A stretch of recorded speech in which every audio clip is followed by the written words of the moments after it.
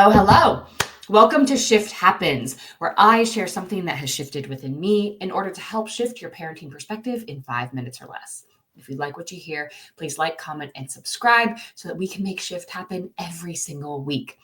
This is only going to live on YouTube, so I hope to see you here. All right, this week's Shift Happens comes from Coach Keren Eldad.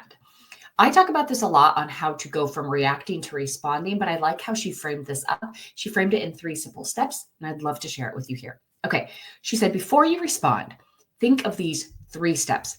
Number 1, is the problem or how I'm about to react probably going to become a bigger problem?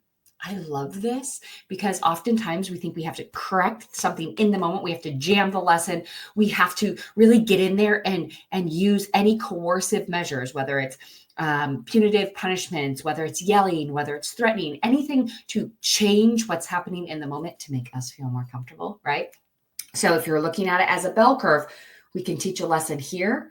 We're not really going to be effective teaching it when everybody's firing off like a volcano, and then you can teach the lesson afterwards, okay? So what she's basically saying is it worth trying to make the lesson here, trying to teach the lesson here and making the problem even more?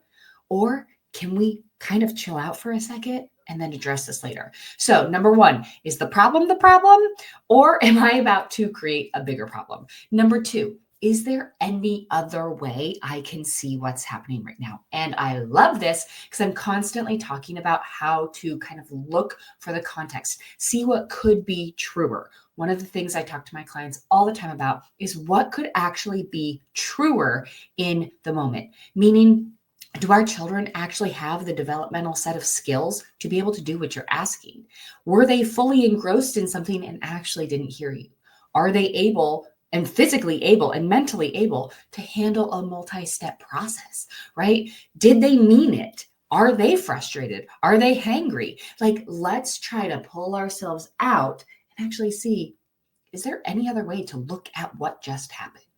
And number 3, is there an opportunity here, right? Are you ready to ruin a part of your relationship? Are you ready to create a pattern in your children's brains of fear and reactivity? Are you ready to make the situation worse, sever ties with somebody? Are you ready to, create a bigger problem? Or is there an opportunity here for growth, for deeper understanding, for better connection? Is there an opportunity here for you to learn more about your child? Is there an opportunity here to get curious, right?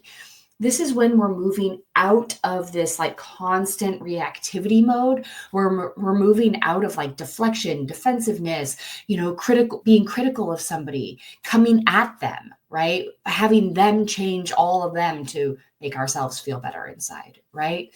So this is when we're moving away from endless reactivity to being more thoughtful, moving into responding, going away from emotional chaos and this coding and patterns that we constantly fall into, and trying to set a new path, create a new set of default mechanisms with curiosity, compassion, kindness, understanding, looking at the person in front of you as an equal human versus somebody that you need to control in order for you to feel better in the moment.